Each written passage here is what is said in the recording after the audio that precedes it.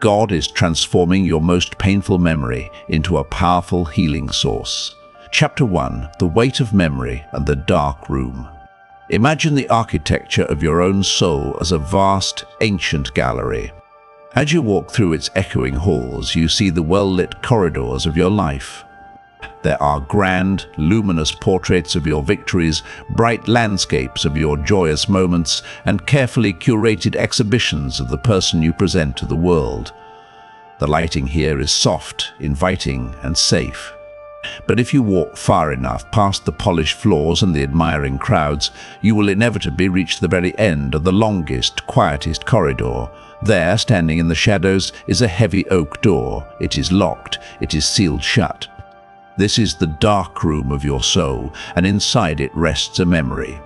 This is not just any memory, it is the specific, agonizing recollection that currently feels like a permanent dead end in your life.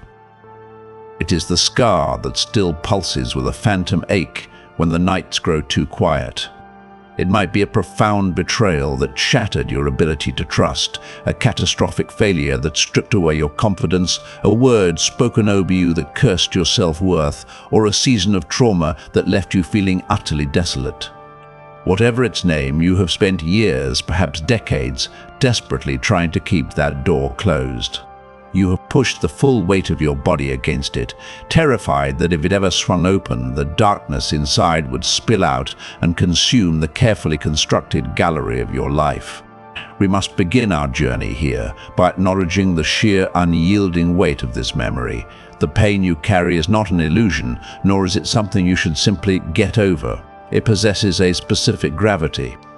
It feels like a physical anchor chained to your chest, dragging you downward every time you attempt to rise and step into your calling.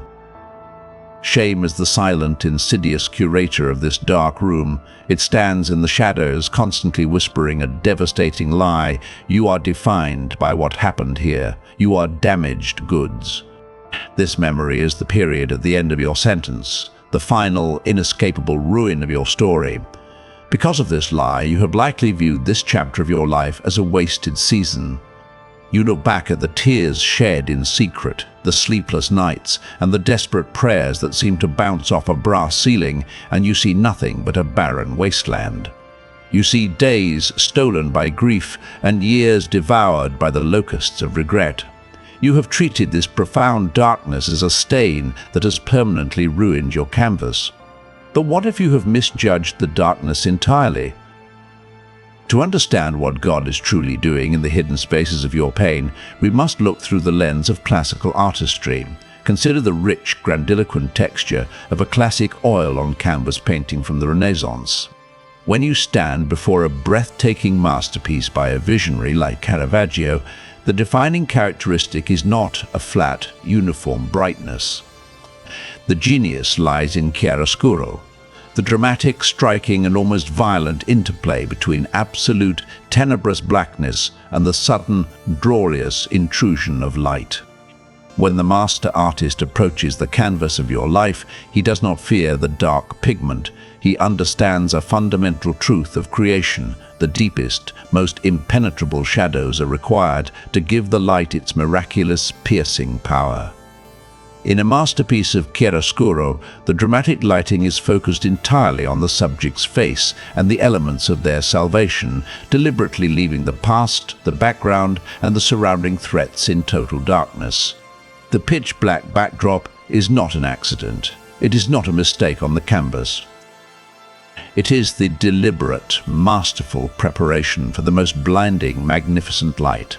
You have been staring at the darkest, most painful background of your life and weeping over it, believing it to be the entire picture. But the painting is not finished. The darkness is not your grave. It is the stage being set. The master's brush is hovering over your deepest agony, preparing to strike the canvas with a stroke of brilliant, redeeming light. It is time to shift our perspective.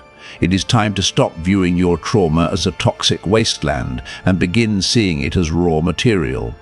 In the physical world, precious metals like silver and gold are not found in pristine, polished conditions. They are ripped from the dark, crushing depths of the earth, surrounded by dirt, rock, and ruin. Your most painful memory is the heavy, unrefined ore that has been pulled from the deepest trenches of your life. It is ugly, it is heavy, and it is jagged. Yet, within that very rock lies the seed of a miracle. We are introducing a divine paradox. The very place of your greatest defeat is actively being transformed into the site of your highest calling.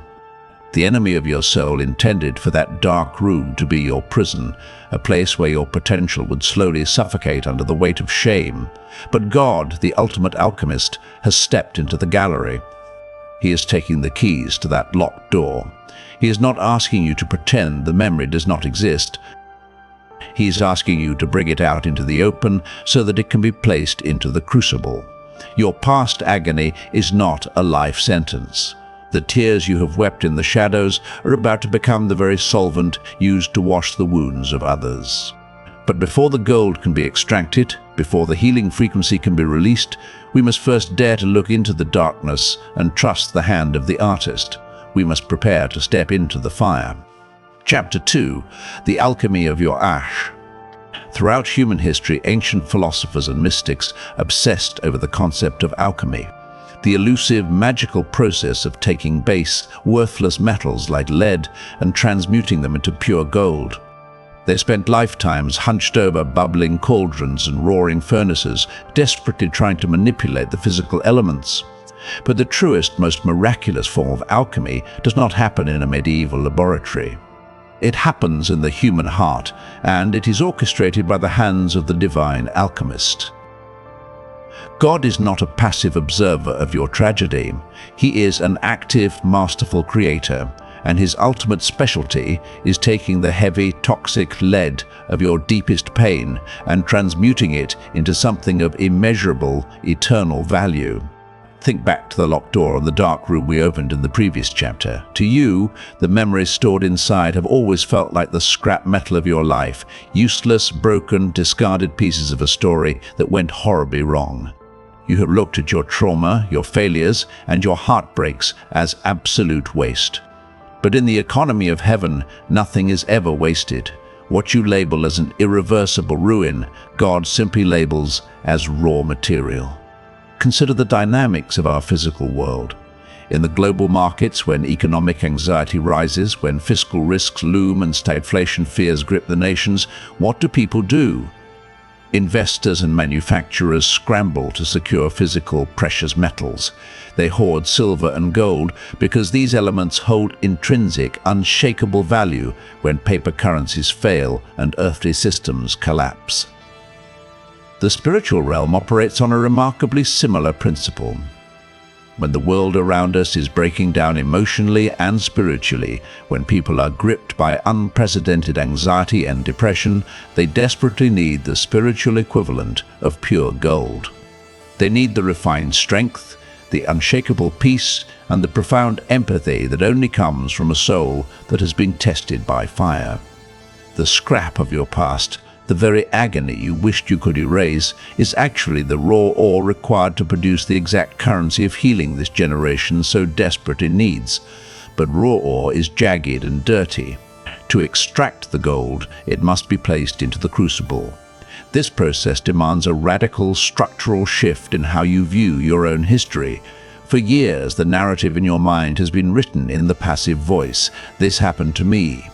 I was broken by them. I was destroyed by this event. This is the language of a victim. And while the pain inflicted upon you was incredibly real and deeply unjust, remaining indefinitely in the identity of a victim keeps you chained to the cold floor of the gallery. It paralyzes your potential. To step into the fullness of the great alchemist's plan, you must allow him to change your vocabulary. You must transition from being merely a victim of circumstance to recognizing yourself as someone who is undergoing a divine refinement. This shift does not excuse the evil that was done to you. It does not mean God authored your abuse, your loss, or your heartbreak. But it means that he looked at the devastating blow the enemy meant for your absolute destruction, caught it in his hands, and said, "I will use this very thing to forge a masterpiece." Picture the workshop of the master. It is not a sterile, brightly lit hospital room. It resembles the breathtaking, shadow-drenched studio of a classical Renaissance painter. The air is thick with the heat of the forge. The only illumination is a singular, piercing shaft of divine light, a perfect chiaroscuro composition falling directly onto the anvil where your heart now rests. In the heavy, tenebrous shadow surrounding that anvil, you can finally leave behind your bitterness, your unanswerable questions, and your despair.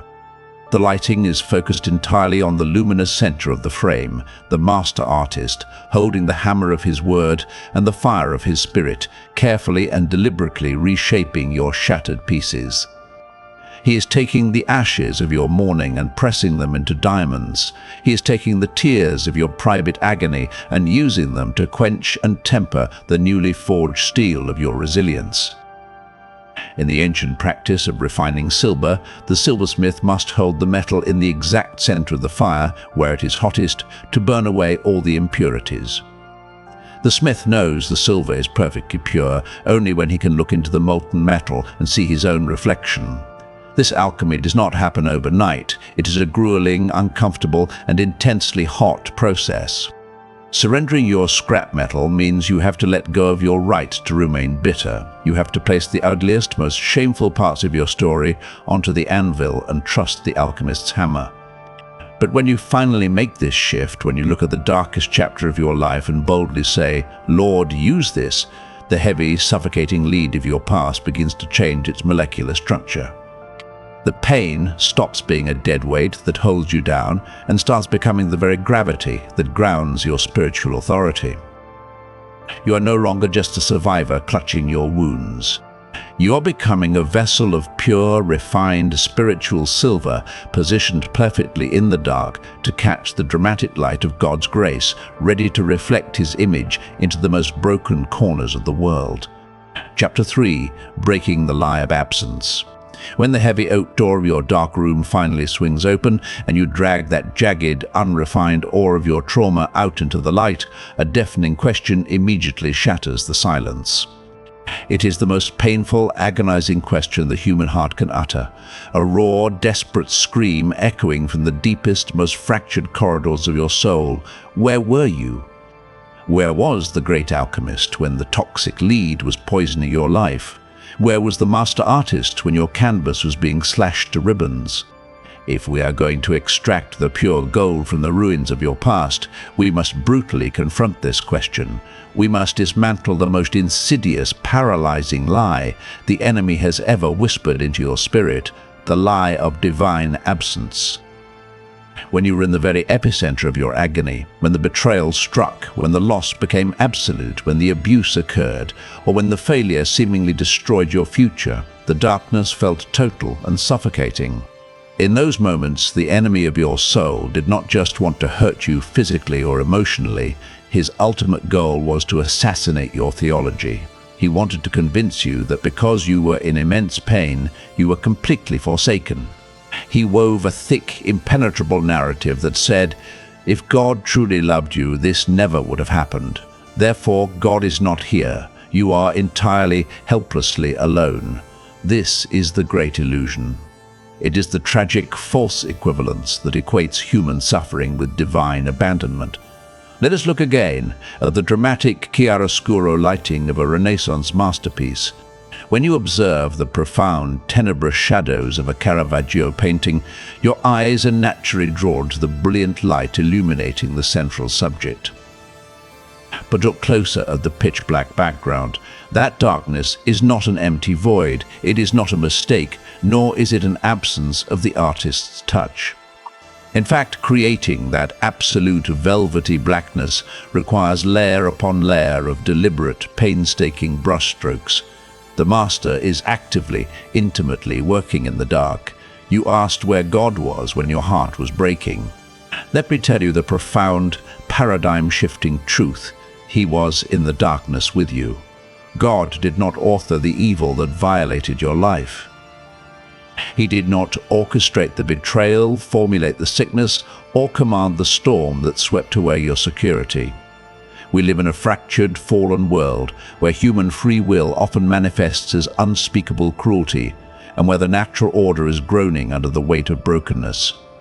While God did not swing the hammer that shattered your heart, He was the invisible hands cupped around your soul, absorbing the fatal blow so that it would only bruise you, not obliterate you.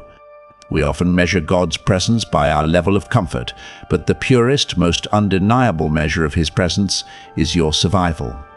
Think about the sheer magnitude of what you went through. By all natural, psychological, and emotional metrics, that trauma should have been the end of you. It was perfectly designed to completely consume your mind, extinguish your spirit, and leave you as nothing more than dust scattered in the wind. You should have lost your mind entirely. You should have given up and walked away from life. Why didn't you?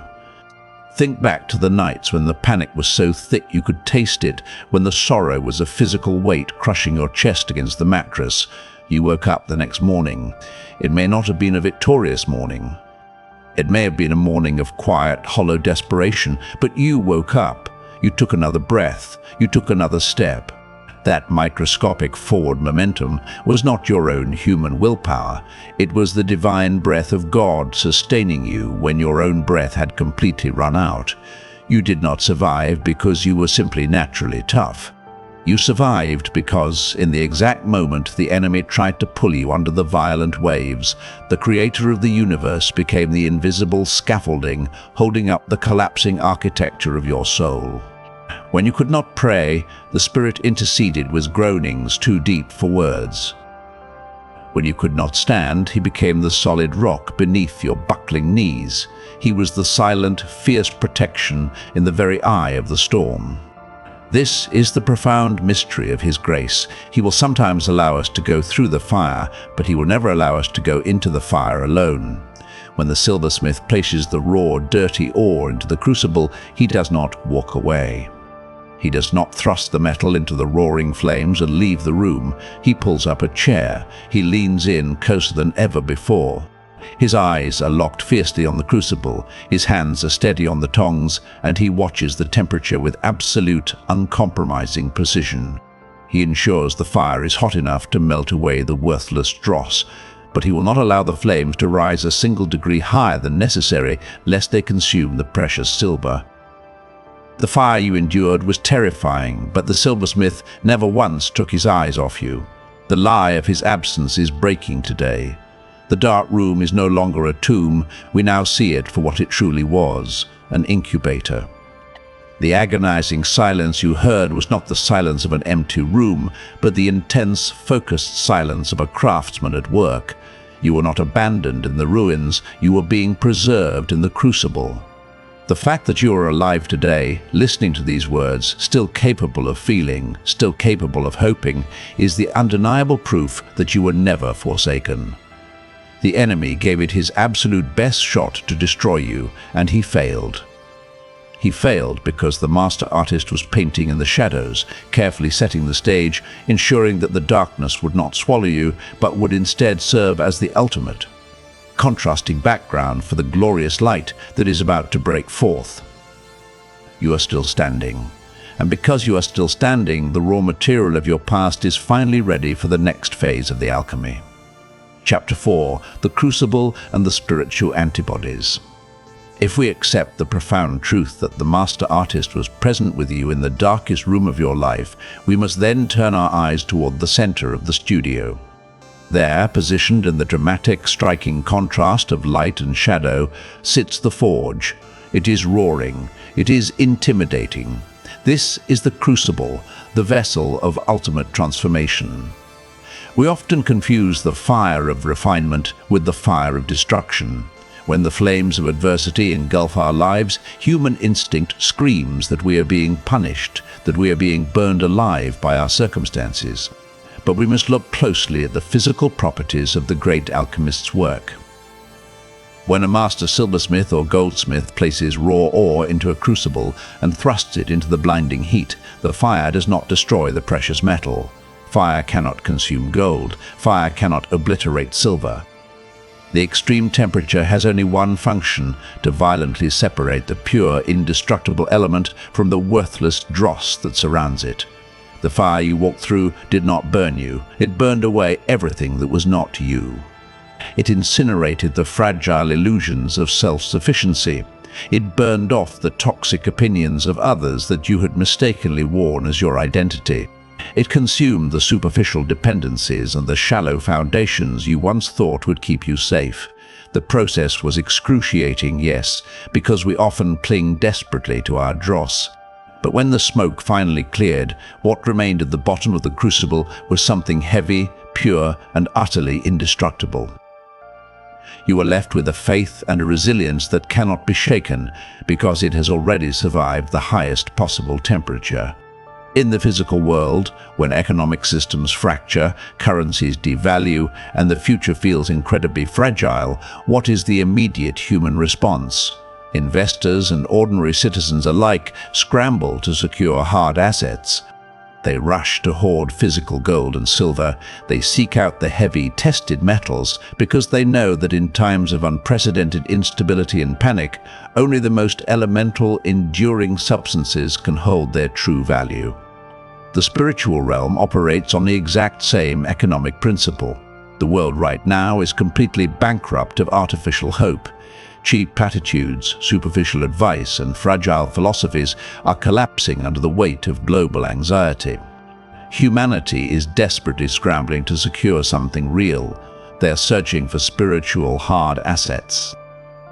And this is exactly where the mystery of your past agony is revealed. You are the refined gold this generation is desperately looking for. Because you endured the crucible years ago, you hold an intrinsic, unshakable value today. The timing of your trial was not an accident. God allowed you to go through the fire then so that you would be prepared to stand as a pillar of unshakable strength now. In the medical world, when a human body is exposed to a devastating, life-threatening virus and manages to survive, a miraculous biological event occurs. The body generates antibodies. These microscopic warriors are forged in the heat of a terrible fever. Once created, they remain in the bloodstream, highly intelligent and fiercely protective. They remember the exact signature of the disease. They grant the survivor immunity and, remarkably in many cases, the plasma of the survivor can be extracted to create a serum that cures others who are currently dying from the exact same virus. In the spiritual realm, your crucible generated spiritual antibodies. You survived the contagion of absolute despair. You lived through the suffocating fever of betrayal, the virus of profound depression, or the crippling infection of trauma. You bled, you wept, and you burned, but you survived. And because you survived, your spirit now carries these specific antibodies required to defeat that exact darkness. You possess a profound, battle-tested immunity to the lies of the enemy that are currently destroying those around you.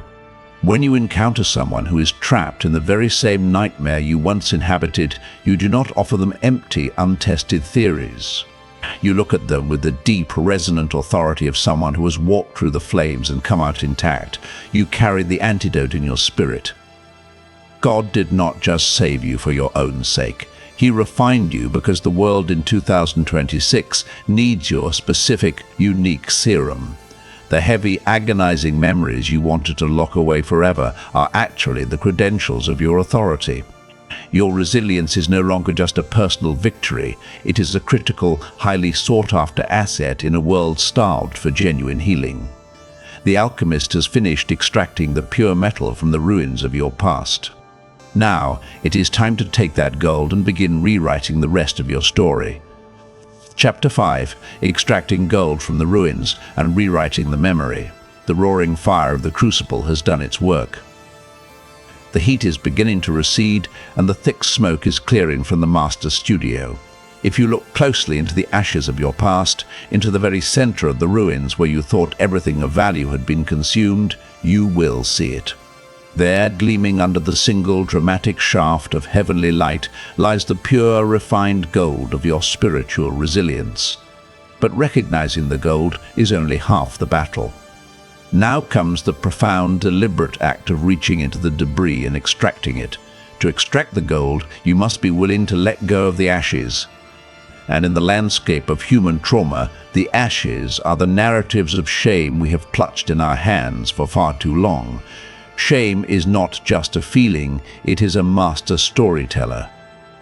From the moment your trauma occurred, shame has been sitting in the dark room, relentlessly writing a script about who you are.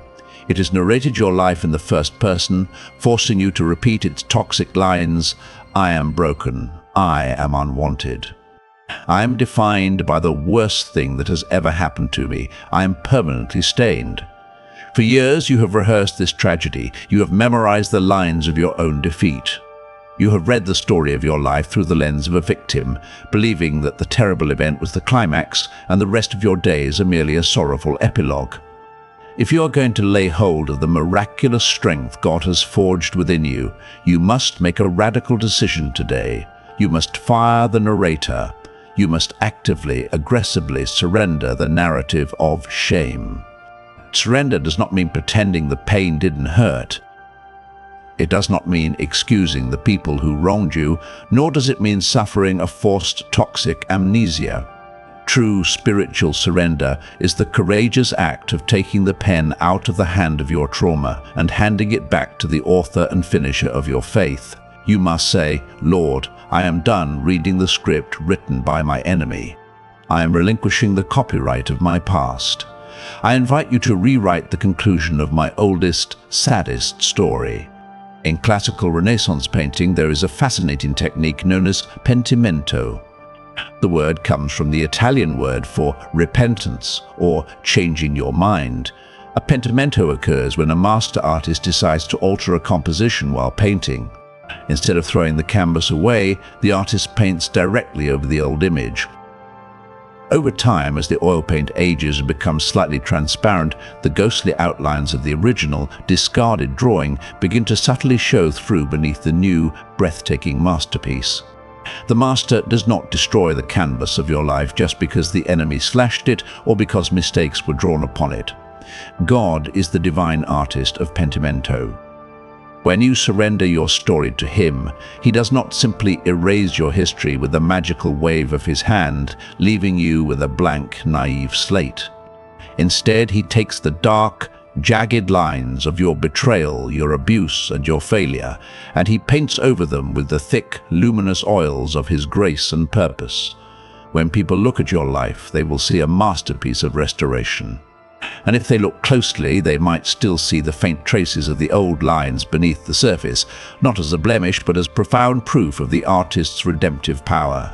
The old lines of your tragedy are repurposed to provide the deep shading and contrast that makes the bright colors of your current victory pop with miraculous intensity.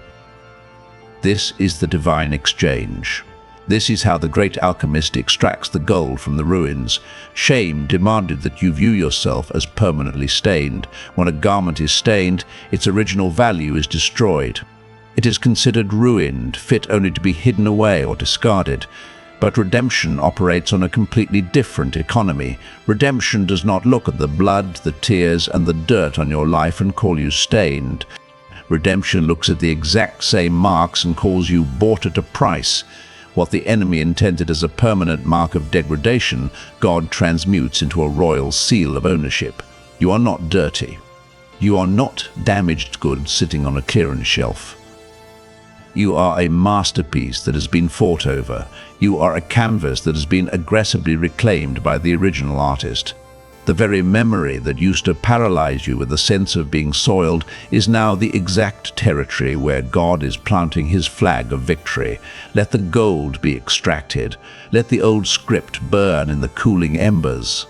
Today, the pen is in the hand of the Creator, and He is writing a plot twist that the enemy never saw coming. The chapter of your weeping has concluded. The chapter of your reigning is about to begin. Chapter 6. The Scars of Authority.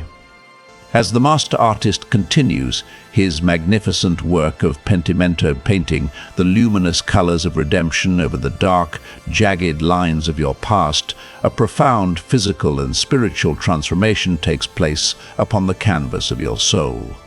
The bleeding stops. The agonizing, raw vulnerability of the initial blow begins to close. But true divine healing does not mean pretending the injury never occurred. When God heals a deep fracture, He does not return you to an untested, fragile state of naivety. He leaves you with a scar.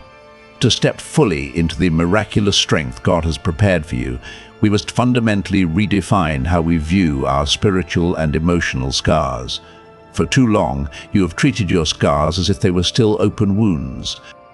There is a vital, uncompromising difference between a wound and a scar. An open wound is a liability. It is a site of active trauma. It is hypersensitive to the slightest touch, constantly susceptible to infection, and demands massive amounts of your body's energy just to keep you alive. When you are trapped in the dark room, living in the immediate aftermath of your betrayal or loss, you are operating with an open wound. You were merely surviving.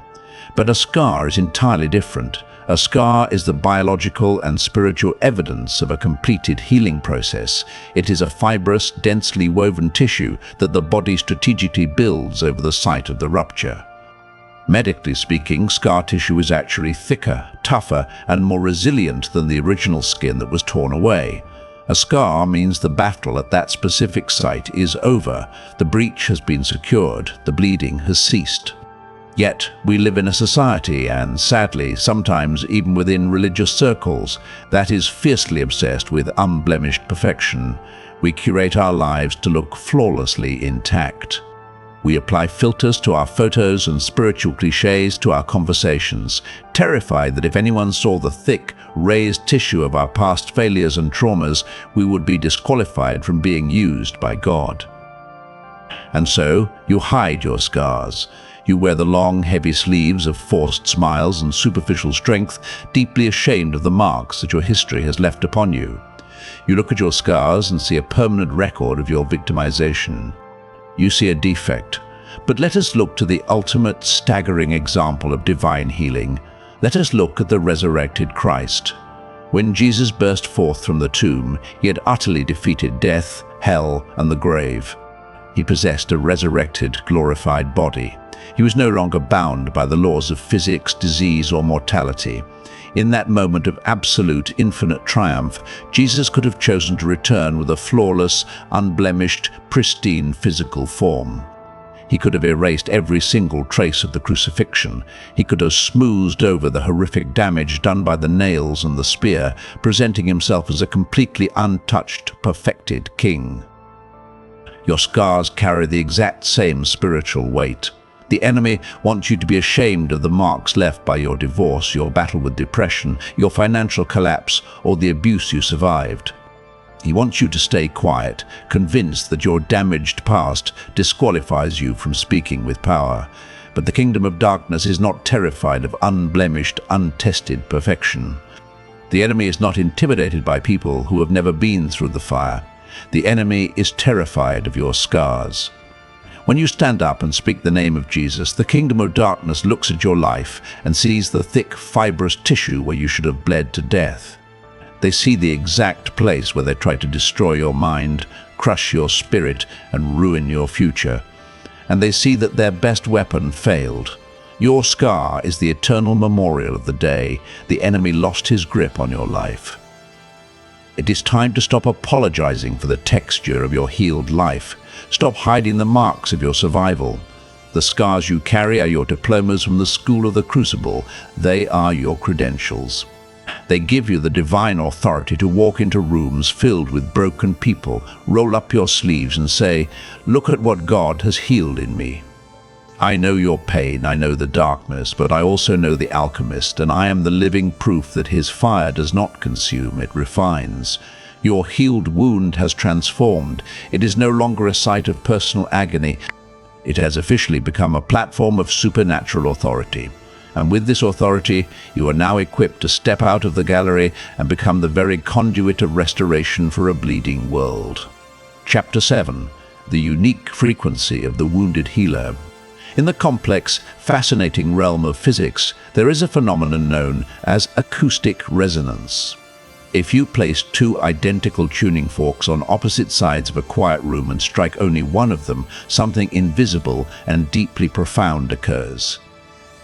As the first fork vibrates, sending its invisible sound waves through the air, the second, untouched fork will suddenly begin to hum and vibrate entirely on its own.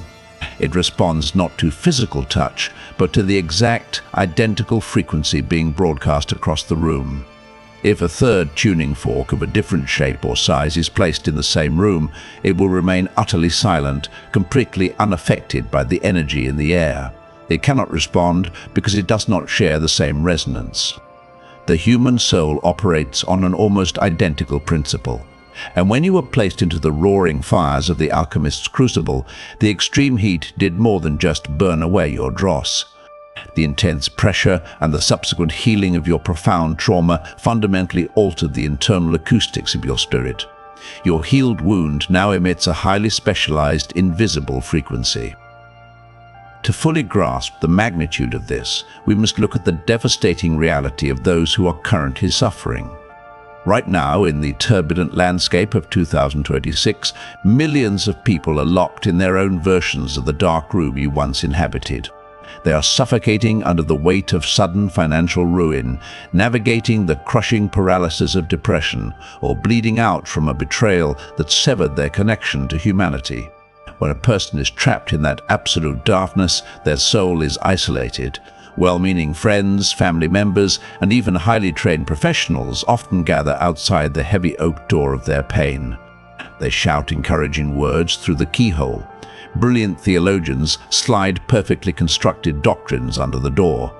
Counselors offer logical, step-by-step strategies for recovery. Yet, to the person dying on the inside, all of this profound wisdom often sounds like nothing more than muffled, distant noise. It fails to penetrate the darkness. Why? It is not because the advice is mathematically or theologically incorrect. It is because it lacks the necessary resonance.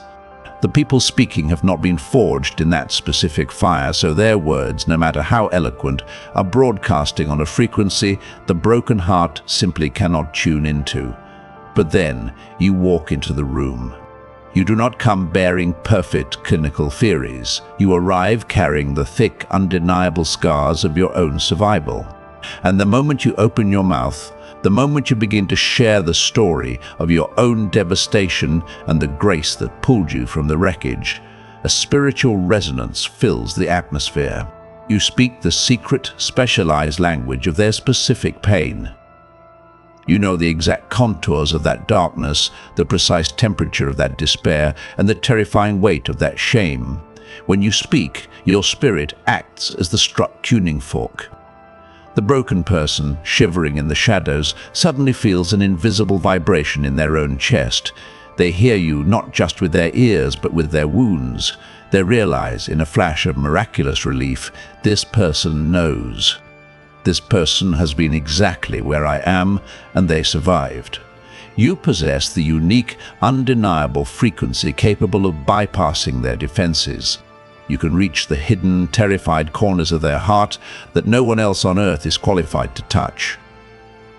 This brings us back to the brilliant, intentional design of the great alchemist. Why did he choose to refine you as precious metal? In the physical, industrial world, what makes pure silver so incredibly valuable to modern manufacturers, especially in times of crisis? It is not merely its gleaming aesthetic. Pure, unalloyed silver is the single most electrically and thermally conductive element on the periodic table. When silver is completely purged of its impurities, it transfers energy and heat with almost zero resistance. This is the ultimate secret of your crucible. The fire was not just about making you strong, it was about making you highly conductive. When you were operating out of an open, bleeding wound, your pain, your bitterness, and your need for self-protection created massive spiritual resistance. But now that the fire has done its work, burning away the dross of pride, fear, and self-reliance, you have been transformed into pure, spiritual silver. The miraculous healing power of God can now flow through you with zero resistance. You have become the ultimate conduit. Look once more at the masterpiece of chiaroscuro being painted in the gallery of your life. The master artist has painted the dramatic, blinding light of heaven pouring directly onto you. But in a true Caravaggio masterpiece, the light does not stop at the primary subject. It strikes the central figure and beautifully, deliberately reflects off of them, sending soft, saving illumination into the deep, tenebrous shadows where other figures are hiding in fear. God did not endure the agonizing process of healing. You simply, so you could sit comfortably in the light, admiring your own restoration. He positioned you at the exact, mathematically perfect angle in the composition of human history. The divine light is striking your refined, highly conductive life so that it can reflect your unique frequency directly into the darkest corners of the world, illuminating the path for those who are desperately waiting for someone, anyone, to speak their language and lead them home. Chapter 8: Becoming a Bridge Over the Abyss. There is a profound fundamental difference between merely escaping the dark room and willingly returning to its threshold. For a long time, your only goal was survival. You wanted nothing more than to break out of the suffocating shadows of your past, to run as far away from your trauma as humanly possible, and to finally stand in the warmth of the light. And when the great alchemist finally brought you out of the Crucible, when he healed your wounds and sealed them into scars of authority, your instinct was to never look back. But if you look closely at the landscape of human suffering, you will notice a terrifying geographical feature. Between the absolute darkness of the room you escaped and the radiant, dramatic light of restoration where you now stand, there is an abyss. It is a vast, yawning chasm of despair. Right now there are people standing on the other side of that abyss, trapped in the exact nightmare you survived. They are looking across the void, seeing the light of your healed life, but they are utterly paralyzed. When a person is bleeding out from betrayal, crushed by the weight of failure, or drowning in the stagflation of their own soul, you cannot simply shout instructions at them from the safe side of the canyon. You cannot throw them a theological manual and expect them to build their own way across. They do not have the strength to jump, and they do not have the materials to build. They need a bridge. And in the magnificent, redemptive architecture of God, you are the bridge. In civil engineering, you cannot construct a bridge capable of carrying heavy, moving loads out of fragile materials. You cannot build it with untreated wood that will rot in the dampness of despair, nor can you use cheap, untested iron that will rust and snap under the crushing weight of another person's panic. A bridge requires materials of immense tensile strength. It requires elements that have been forged in extreme heat, purified of all structural weaknesses, and tested beyond the normal limits of endurance. This is why the Crucible was necessary. The refined, unbreakable spiritual gold that the alchemist extracted from the ruins of your life was never meant to be locked away in a private vault. It was forged to become the load-bearing infrastructure for someone else's escape. To become this bridge, you must do something incredibly brave. You must anchor one side of your life in the light and intentionally reach back into the darkness. You do not live in the dark room anymore. You are no longer its prisoner. But because you hold the unique frequency of the wounded healer, you have the authority to step back into the shadows, immune to the disease of despair, to find those who are trapped. You become a living, breathing span across the void. Your personal testimony, the raw, honest telling of how you survived the fire and were rebuilt by grace, becomes the solid ground beneath their trembling feet. When they hear your story, they realize the chasm can be crossed. They place their trembling hands on the thick, fibrous tissue of your scars, and they find the traction they need to take their first step toward the light. As you step into this calling, something breathtaking happens to your internal capacity. We must examine the physics of your spiritual energy. When you were in the darkest chapter of your trauma, the sheer act of staying alive required a staggering amount of power. Think back to when the wound was open. Waking up, getting out of bed, facing the world, and holding back the floodgates of panic consumed 100% of your emotional, mental, and physical bandwidth. You were burning massive amounts of energy just to maintain a baseline of survival. You were locked in a defensive posture, using every ounce of your strength simply to block the relentless blows of the enemy. But what happens to all that massive built-up capacity when the wound finally closes? What happens to that titanic endurance when the war for your personal survival is won? In the laws of physics, energy cannot be destroyed, it can only be transformed. When the alchemist finishes his work, the colossal energy you once used merely to survive does not dissipate, it is radically transmuted. It converts from a desperate defensive posture into a proactive kinetic force. You are no longer a victim exhausted by the effort of breathing, you suddenly become a powerhouse of restoration. The stamina you developed while crawling through the dark is unleashed as a relentless drive to mend broken communities. You take the offensive. You begin actively plundering the darkness, pulling people across the bridge of your testimony by the sheer force of the spiritual momentum God has built within you. Look at the canvas of your life now. The chiaroscuro is in full effect. You are positioned perfectly in the dramatic light, but your hands are reaching deep into the tenebrous background, gripping the hands of the lost, pulling them out of the shadows. You have transformed from a piece of unrefined, buried ore into a masterfully crafted instrument of rescue. Your history is no longer a heavy anchor dragging you down. It has become the very architecture of salvation for those who are desperately waiting on the other side of the abyss. Chapter 9, the release of miraculous strength and radical peace. As you stand in the gap, acting as a living bridge over the abyss, pulling others from the shadows of their despair into the light of restoration, you will inevitably notice a profound tectonic shift within your own spirit. For years, whenever you faced adversity or tried to help someone else, you were operating almost entirely on emotional adrenaline. Adrenaline is a biological response to panic and trauma. It is the frantic, desperate energy of a survivor trying to outrun a threat.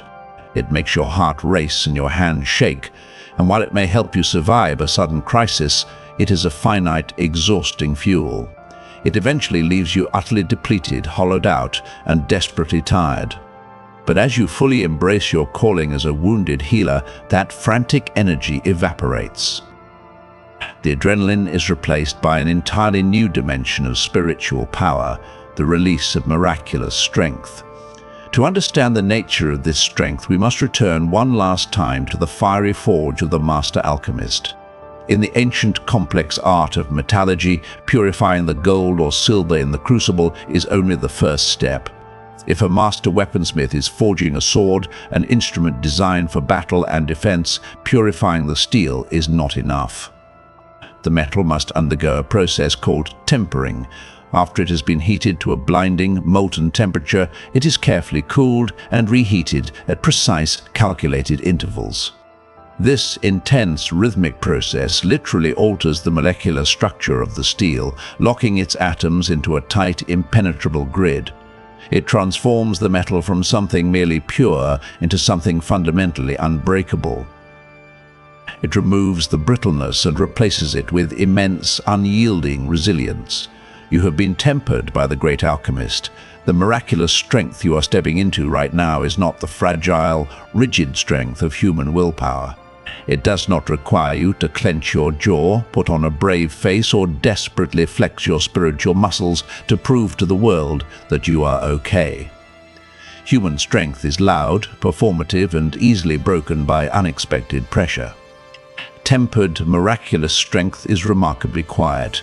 It is the profound, unshakable confidence of an ancient tree that has already survived a Category 5 hurricane.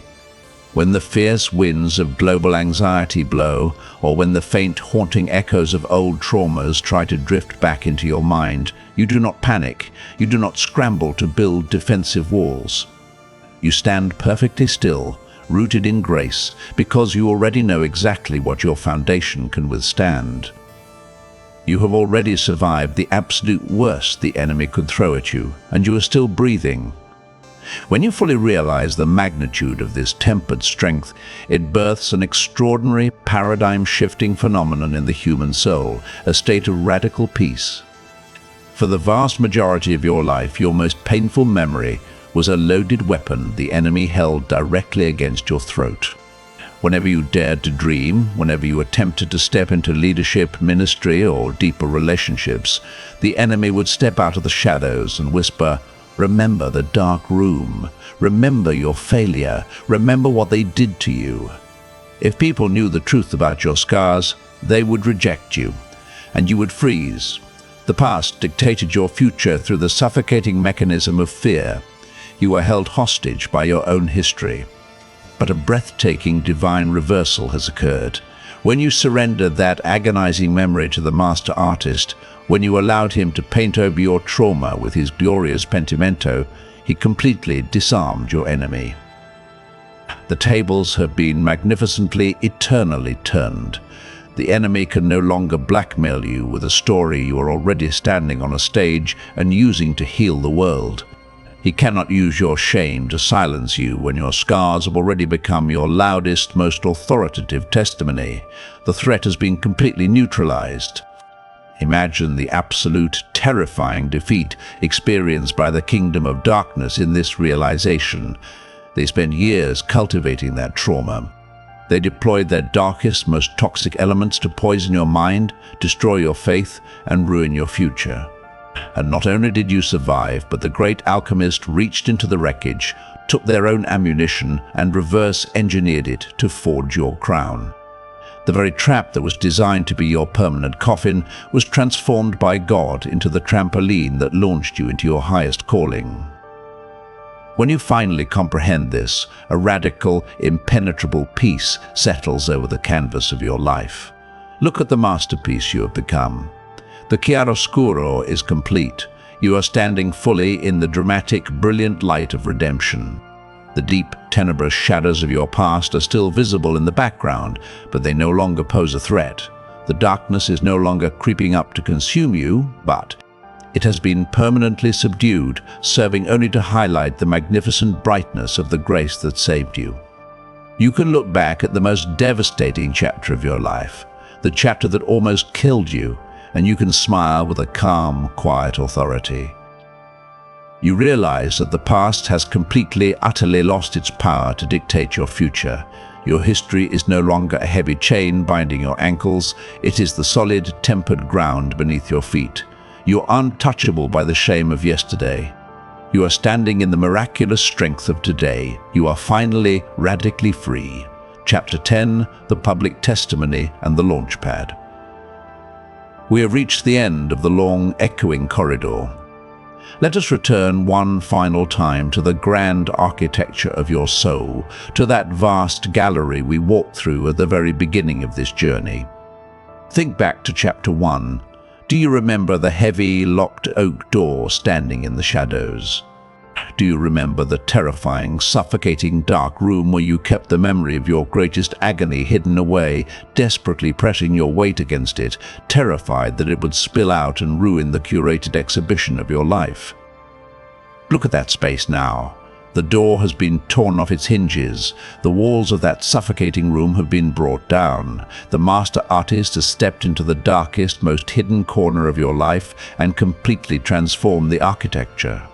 It is no longer a tomb of shame. It has become the most breathtaking, luminous centerpiece of your entire gallery. The masterpiece of your life is finally on full display. The chiaroscuro is perfect and absolute. The deep, tenebrous shadows of what you survived have not been erased, but they have been perfectly mastered by the great alchemist to serve only as the dramatic, striking contrast for the blinding light of his grace. The heavy, toxic ore of your trauma has been plunged into the crucible, the dross has been incinerated, and you are standing here today as a vessel of pure, refined, spiritual silver, highly conductive, perfectly tempered, and intimately acquainted with the exact frequency of the broken-hearted. But a masterpiece of this magnitude was never created to be kept in a private collection. The alchemy is complete, the scars are sealed, and the bridge over the abyss is structurally sound. Now, the most profound and terrifying transition must occur. Your private, agonizing survival must become a public, triumphant testimony. There is an ancient, unshakable spiritual law regarding how the kingdom of darkness is ultimately defeated. The enemy is not overcome simply by our silent survival or by our private intellectual understanding of theology. He is overcome by the word of our testimony. Your testimony is the ultimate weapon of mass restoration. When you finally stand up and speak the unvarnished truth about your journey, when you boldly point to the thick scars on your soul and tell the world exactly how the master alchemist pulled you from the fire, you are doing something far more powerful than merely sharing a story. You are deploying a spiritual launch code. Every time you speak your testimony, you shatter the illusion of the enemy. You strip away the paralyzing shame that is currently choking the life out of someone else in the room. When you declare, "I was bankrupt, I was betrayed, I was broken beyond all human repair, but look at what God has built from the ruins," you are actively dismantling the prison cells of those listening. Your voice becomes the tuning fork that vibrates with the exact resonance of their secret pain, cutting through their defenses and proving to them that the dark room is not the end of the story. This is the glorious, radical purpose hidden in your pain. For years, you viewed your history as a heavy iron anchor chained to your ankles. You believed it was a dead weight, constantly threatening to drag you down to the bottom of the sea if you ever stopped struggling to swim. But today, the alchemist has entirely reversed the physics of your life. He has taken the massive, heavy, unyielding reality of your past and laid it down flat on the earth. He did not erase the weight of your history, he repurposed it. That immense weight is no longer an anchor, it is a launch pad. In aerospace engineering, you cannot launch a massive rocket into the stratosphere from a foundation of sand or fragile wood. Escaping the gravitational pull of the Earth requires an eruption of kinetic fire, and that fire must push back against something incredibly solid, heavy, and immovable. The launch pad must be able to withstand extreme heat and massive pressure without cracking. Your past is the concrete of your launch pad. The agonizing heat you survived, the brutal pressure you endured, and the absolute rock bottom you hit have formed an immovable foundation. When the fire of your calling is ignited, you will not sink. You are no longer a victim hiding in the shadows, hoping to simply survive the day. You are a highly trained, deeply compassionate, and fiercely authoritative ambassador of healing. You hold the blueprint for restoration because you are the living blueprint. Step out of the shadows. Do not be afraid of the light, and do not apologize for the dramatic contrast of your story. The world in 2026 is starving for authenticity. It is drowning in a sea of superficial perfection, crying out for someone who possesses the genuine tempered gold of resilience. Let them see the masterpiece. Let them trace the scars of your authority. Speak your truth with the radical peace of someone whose past has been entirely defeated by grace. Your tears have been turned to silver, your ashes have been pressed into diamonds, and the memory that was meant to destroy you has officially become the greatest, most powerful source of healing you will ever possess. The dark room is empty. The canvas is finished. It is time to launch.